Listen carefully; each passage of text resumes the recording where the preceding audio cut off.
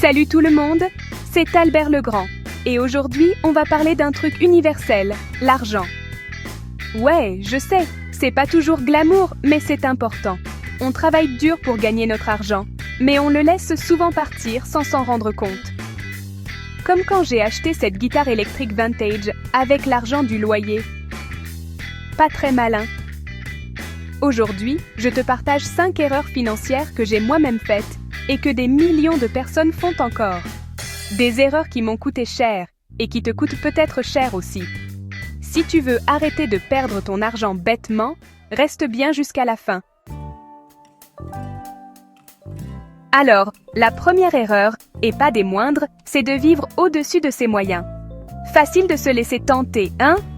On voit les copains avec la dernière voiture, le dernier smartphone, et on veut faire pareil. Sauf qu'on oublie un truc. On ne connaît pas leur situation financière. C'est comme quand j'étais au Brésil, je dormais chez l'habitant et j'ai rencontré ce type, super sympa, qui roulait en voiture de sport. Il m'invite à dîner, resto chic, le grand jeu. Le lendemain, je découvre qu'il vivait chez sa mère et qu'il avait loué la voiture juste pour m'impressionner. Acheter une voiture qu'on ne peut pas entretenir, louer un appartement trop cher pour épater la galerie, c'est une prison dorée. On s'endette, on stresse, et pourquoi? Pour des possessions matérielles qui perdent de la valeur chaque jour. La solution, elle est simple comme bonjour, le budget. Ouais, je sais, ça fait pas rêver, mais c'est indispensable. Note tes revenus, tes dépenses fixes, ce que tu veux mettre de côté chaque mois, et tiens-toi-y. Deuxième erreur, et pas la moindre, ne pas avoir de fonds d'urgence. On se dit que ça n'arrive qu'aux autres, jusqu'au jour où, paf, la machine à laver rend l'âme, double paf, accident de voiture, triple paf, le chômage qui pointe le bout de son nez. Et là, c'est le drame. On se retrouve le bec dans l'eau, obligé de s'endetter à des taux exorbitants et de faire des choix cornéliens. Alors qu'avec un simple matelas de sécurité, on peut affronter ces imprévus sans paniquer. Et attention, je ne parle pas d'économiser des millions. Commence petit, même 10-20 € par semaine, c'est toujours ça de prix. L'important, c'est de prendre l'habitude. C'est comme quand j'étais en Inde, les gens économisaient chaque roupie, même avec des petits boulots. Pourquoi? Parce qu'ils savaient que la vie est imprévisible et qu'il vaut mieux prévenir que guérir. Allez, troisième erreur. Et je plaide coupable, dépenser pour se faire plaisir. On se ment en se disant que ça va nous rendre heureux. Ce nouveau gadget, ce vêtement à la mode, c'est sûr, ça procure un petit shoot de dopamine sur le moment. Mais cette satisfaction, elle est éphémère. Et pendant ce temps-là, ton compte en banque, lui, il déprime. Alors, oui, il faut se faire plaisir dans la vie, je ne dis pas le contraire.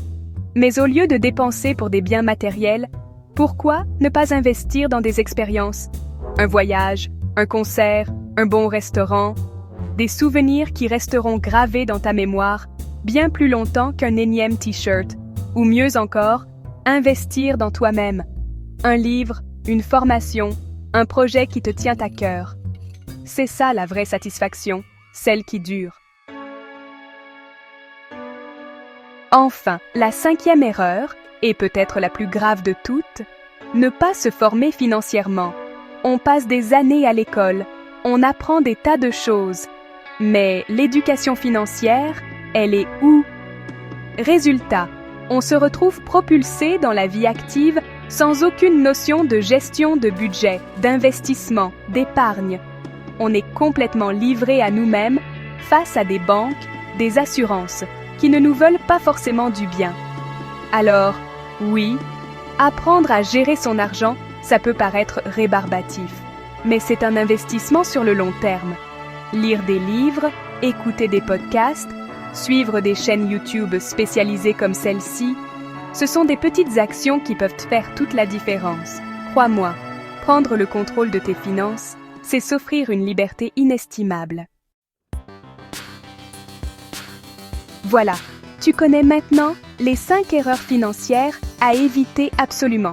Tu veux arrêter de les faire? Commence par une chose simple. Sois conscient de chaque euro qui sort de ton porte-monnaie.